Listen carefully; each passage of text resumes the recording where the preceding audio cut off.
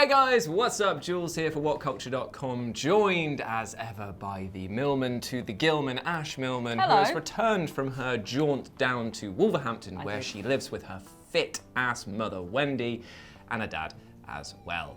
How was time home? And speaking of home, let's hit the jingle first, but also we're going to be talking about Home Alone. Here's the news, delivered in a flash. Time for Jules and time for Ash. Oh, we are back in the room, and my shirt is still very, very loud. Gee, it's Thank hurting you. my eyes. It's Thank hurting you them. very much, Zoe, for sorting this out for us. We got this shirt because Josh is wearing an orange one, so we thought we'd get the lemon party back up. And yes, That's disgusting. I do know about the connotations. But speaking of your trip home, which Yes. I hope was excellent. It was. I saw my cat. I saw her. I stroked her. Isn't your cat really fat? Yeah, she is. Her name's Toasty. She's like a big marshmallow. Amazing. But speaking of Home Alone, we wanted to come with you guys, not We with wanted you, to come at you guys. with a little news story about the fact that the new Disney Plus service has said Yes. that amongst a slew of other remakes and remasters that they're doing for their channels, they are going to be doing Home Alone as a reboot. Yes, they're doing 4 new properties from their Fox library that they have accrued, which is going to be Home Alone, Night at the Museum, Diary of a Wimpy Kid, and Cheaper by the Dozen. Now, this is a strange thing because of the fact that the movies I can understand. Yes. Like turning them from animated classics into live action stuff, I can Yeah. kind of understand that and get behind because at least it's a different type of medium that they're presenting to the audience. But these are, for the most part, they're already movies that were incredibly successful with high-profile actors, and now they're remaking them again. And I don't feel like the length of time between their releases has actually been that long. I know, but it does feel like a still of a different generation. I'm not justifying them remaking everything at the moment, because I know we're on a proper remake sloop, but I feel like they are of a different generation, and bringing them back around for audiences to enjoy in a way that Disney are quite good at, I think would be beneficial. I don't know, we don't have a Steve Martin anymore, like for Cheaper by the Dozen. So We I'd like a literally new were one. trying to figure out who Yeah. would be Steve Martin, and we thought Rob No. Delaney maybe? Yeah, Simon said Rob Delaney, which I think would be a good shout because he's the big moustache man. So there's going to be a focus on it being for a new generation. That's definitely the Yes. key that they have said with this. So we got to thinking with Home Alone, because it is such a huge property, and even though it's had multiple sequels, we're going to try and go back and think about how we would present this, because for me, Home Alone's pretty timeless. I feel like it's as relevant then as it is now. I mean, apart from the fact that the parents don't get in severe trouble for leaving their kid over it, like protective services would be over there straight away. Like he'd be grown up, Kevin would be grown up in a foster home. Kevin's gone, man. Kevin's gone. Kevin's gone. Kevin ain't got anything anymore. It wouldn't happen again. It wouldn't have happened twice in the whole New York as well. The fact that it happened twice. I know. You'd think they would give him a mobile phone. This is the thing. With a new generation one, you'd have a mobile phone. There'd be other ways of communicating. They'd have to work around this whole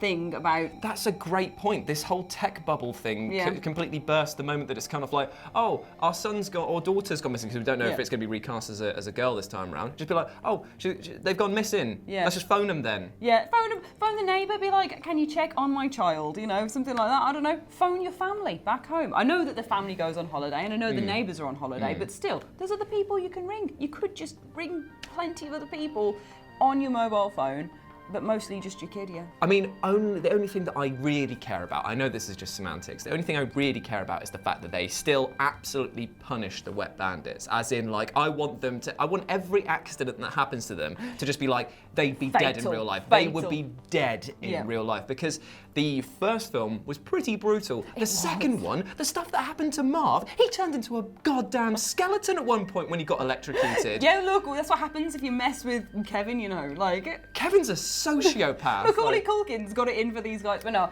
I really like the whole the whole campy, like cartoonish quality of it. I think Disney would be able to do really well as like a reboot of that as well. Somebody described it once as Tom and Jerry, but with Yeah, a kid, like yeah. that, and that's the perfect description. But the real question is though, Macaulay Culkin, he was such an instrumental part of Yes. this. Obviously, like we know what happened afterwards with his sort of like rise and fall and rise again. Yeah.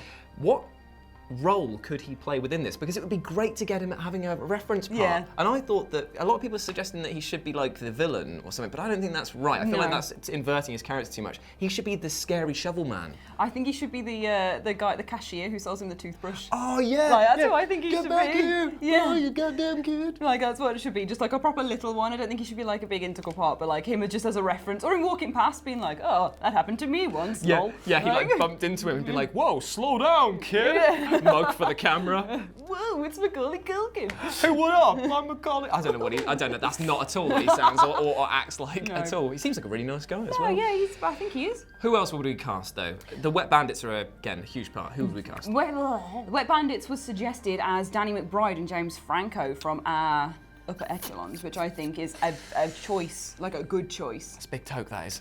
That is big. Oh my god, there would be the pipe bandits. Imagine that, just James Franco like.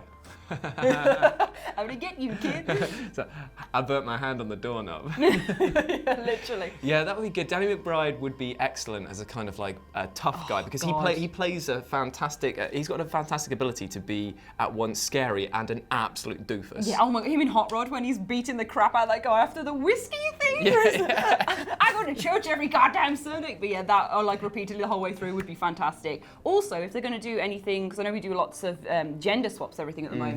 If we had to women, perhaps anyone from the Bridesmaids cast, I was saying would be good. Yep. Like Maya Rudolph and Rebel Wilson would be a good little duo, I think. I think that it would be good as long as they didn't force the improv stuff because I do feel like that was one of the things that hampered the Ghostbusters remake was the too heavy reliance on that. But then again, if this is Disney, they are very.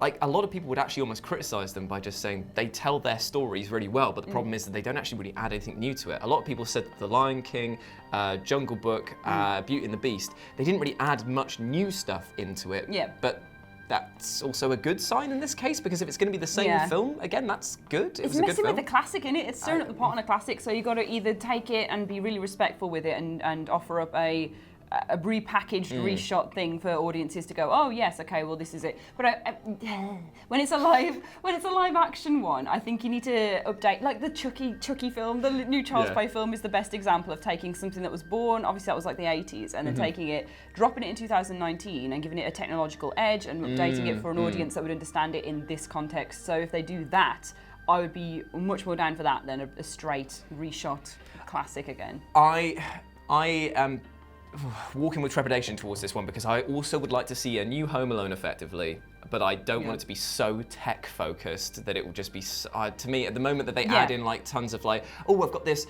digit thing that like then scrambles his phone that then electrifies his brain or something like that to me isn't as exciting as smacking a guy wailing on a man with a paintball. Yeah. Boom! Take that, you're dead! Oh my god. But no, another good example of one that's come out recently, which I think kind of balances everything really well, is The Babysitter, if you've seen that on Netflix. No, not seen that That yet. could be another good one. That's like a campy horror film where basically it's another one where he's like not laying traps, but things keep going wrong in a trap sort of way. So like he's blowing people up with fireworks and like setting things off and that sort of thing. That would be a good way of doing it, like keeping it modern, but not too leaning into technological generation. I can't speak. I haven't spoken for 4 days. I haven't spoken. You've just been meowing to your cat. Exactly, your literally. fat cat. I've been like, hello, my And your hot marshmallow. mum. Anyway, right, so No. the service launches on November the 12th. That's Disney Plus. Now, there is no confirmation that Home Alone will be part of the opening service that's there. It is looking like it's going to be next year, if anything, that it'll be coming out. But we don't know much else. We don't know who's going to be directing it, apart from the fact that there's a few names that are floating around, but I think that they're attached to other sort of live-action CG hybrid stuff that's going on. That's for Lady and the Tramp, that note. If you look at my notes that I've fair left, enough. which is that they're doing Lady and the Tramp as a CG live-action thing with Tessa Thompson and Justin Theroux, which I thought was just interesting. That'd be like really strange, Yeah. but I'm scared because the uncanny valley of the Lion King was quite weird. I don't want to see dogs kissing. I don't now. want to see dogs making out. I really don't want to see dogs making out. If you want to see dogs making out, if you're a furry and that's it, then fair play to you, man. But like, not for me. But anyway, so yeah, there we go. That is the news that Home Alone is one of many new properties or old properties that is getting a new face of paint. Potentially launch them on a string from a distance and giving you a massive concussion. But speaking of concussions, we hope you enjoyed this video. As if you want to follow me, you can do so at RetroJ with a 0 over on Twitter, and you can follow Ash at Ash Millman. prompted And delivered. Brilliant. Thank you so much for joining us, guys, and we'll speak to you soon. Have a lovely day. Goodbye. Bye. Bye.